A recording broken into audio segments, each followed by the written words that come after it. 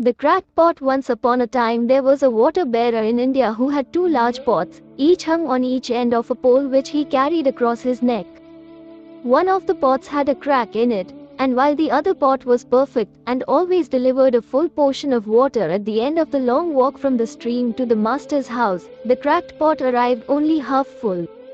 For a full 2 years this went on daily, with the bearer delivering only 1.5 pot full of water in his master's house. Of course, the perfect pot was proud of its accomplishments, perfect to the end for which it was made. But the poor cracked pot was ashamed of its own imperfection, and miserable that it was able to accomplish only half of what it had been made to do.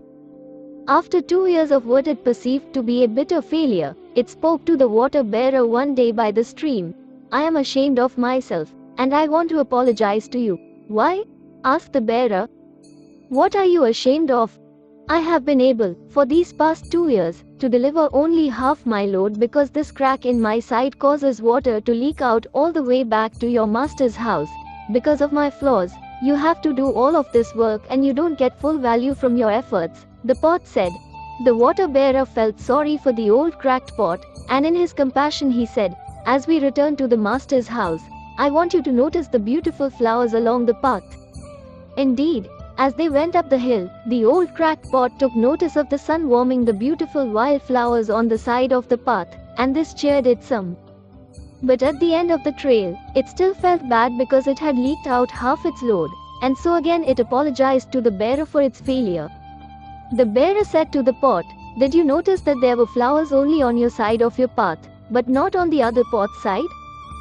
That's because I've always known about your flower, and I took advantage of it.